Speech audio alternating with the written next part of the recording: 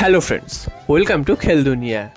দল বদলের বাজারে মোহনবাগান কিন্তু প্রথম থেকেই অ্যাক্টিভ। মোহনবাগান বিদেশি প্লেয়ারদের কনফার্ম করেছে এবং এবার কিন্তু স্বদেশি প্লেয়ারদের পেছনেও ছুটছে। তো মোহনবাগান কিন্তু একজন স্বদেশি প্লেয়ারের দিকে আবার নতুন করে ছুটতে শুরু করেছে, সেটা তিনিও ভারতের জাতীয় দলের অন্যতম সেরা প্লেয়ার। তো তোমরা জানো মুম্বাই সিটি এফসির আপুইয়ার দিকে, তো আপুইয়ার সাথে মোহনবাগানের লিঙ্ক আপ হয়েছে, সেরমটাই কিন্তু খবর উঠে এসেছে। তো এর আগেও বহুবার মোহনবাগানের সাথে আপুইয়ার লিঙ্ক আপ হয়েছিল, তবে সেই সময় কিন্তু সেই ডিলটা ভেস্তে যায়। তো 2-3বার ডিল ভেস্তে যাওয়ার পর তিনি কিন্তু মুম্বাই সিটি এফসির ডিলে সই করে দেন এবং তিনি মুম্বাই সিটি এফসির হয়ে 5 বছরের চুক্তিতে সেখানে কন্ট্রাক্টেড হয়ে যান। তো এখন যেটা নিউজ উঠে আসছে, এই মরশুম শেষ, তো আবার নতুন করে এই নিউজটা উঠে আসছে যেটা আপুইয়াকে পেতে ঝাঁপিয়েছে মোহনবাগান এবং ইস্টবেঙ্গল দুটো দলই। তো ইস্টবেঙ্গলের পাল্লাটাই ভারী, ইস্টবেঙ্গলের নামটাই বেশি শোনা যাচ্ছে। তো পাশাপাশি কিন্তু মোহনবাগানের নামটাও শোনা যাচ্ছে। মোহনবাগানও কিন্তু আপুইয়ার দিকে ইন্টারেস্টেড আপুইয়াকে নেওয়ার জন্য।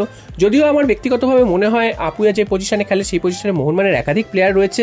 আপুইয়া যথেষ্ট ভালো প্লেয়ার ঠিকই, তবে মোহনবাগানের কিন্তু সমস্ত প্লেয়ারকে নিয়ে আসার কোনো যুক্তি নেই। তো মোহনবাগান হয়তো আপুইয়ার দিকে খুব একটা বেশি যাবে না, হয়তো ইন্টারেস্ট প্রকাশ করেছিল আগে বা এখন হয়তো ইন্টারেস্ট রয়েছে, তবে সেটা যে খুব একটা গুরুতরভাবে তারা চাইছে সেটাও কিন্তু নয়।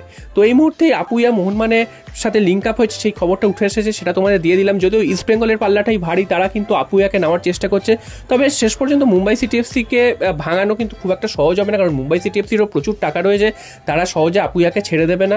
তো দেখা যাক শেষ পর্যন্ত আপুইয়া দল পরিবর্তন করে কিনা। তবে আমার ব্যক্তিগতভাবে মনে হয় আপুইয়া কিন্তু মুম্বাই সিটি এফসি ছাড়বেন না, আর যদি ছাড়েনও সেক্ষেত্রে মোহনবাগান যে খুব একটা ঝাঁপাবে আপুইয়ার জন্য সেটা কিন্তু একদমই নয়। তো তোমাদের কি মনে হয়, আপুইয়াকে কি মোহনবাগানের দরকার আছে? মোহনবাগানের যা দল সেখানে কি আপুইয়ার কোনো প্রয়োজন আছে?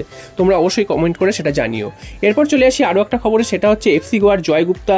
তো এই জয় গুপ্তার নাম তোমরা কিন্তু বেশ কিছুদিন ধরেই শুনছো, মোহনবাগানের সাথে লিঙ্ক আপ হয়েছে। তো জয় গুপ্তাকে পাওয়ার ব্যাপারে মোহনবাগান কিন্তু বেশি সক্রিয় এবং মোহনবাগান কিন্তু জয় গুপ্তাকে নেওয়ার জন্য চেষ্টা চালাচ্ছে এবং তার সাথে কিন্তু অ্যাডভান্স স্টেজে কথা চলছে, এটা কিন্তু শোনা যাচ্ছে। তো জয় গুপ্তার ডিল ডান না হলেও যেহেতু তার সাথে অ্যাডভান্স স্টেজে কথা চলছে, যে কোনো সময় তার সাথে ডিল ডান হয়ে যেতে পারে এবং মোহনবাগানের কিন্তু এই পজিশনে প্লেয়ার দরকার। তো আমরা দেখেছি যে মোহনবাগান এই পজিশনটা খুব কিন্তু ভুগেছে মরশুমে, সেই অর্থে ভালো খেলতে পারেনি এবং সেই পজিশন দিয়ে কিন্তু বারবার মোহনবাগানকে সমস্যায় পড়তে দেখেছি।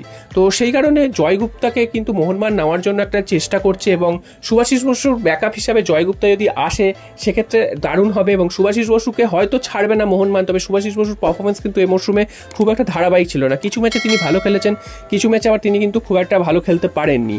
তো তাই জন্য শুভাশিস বসুর ব্যাকআপ হিসাবে জয় গুপ্তাকে মোহনবাগান ট্রাই করতেই পারে এবং মোহনবাগানে তিনি যদি আসেন সেক্ষেত্রে মোহনবাগানের কিন্তু লেফট ব্যাকের পজিশনটা যথেষ্ট শক্তিশালী হবে, এটা কিন্তু বলাই যায়। এবং জয় গুপ্তা এই মরশুমে দুর্দান্ত ফুটবল খেলেছেন, এফসি গোয়ার হয়ে বারবার তিনি নজরে পড়েছেন, তোমরা সবাই দেখেছো, এবং তিনি গোলও করেছেন ডিফেন্স থেকে উঠে গিয়ে এবং প্রত্যেকটা ম্যাচে কিন্তু তিনি দাগ কেটে গেছেন।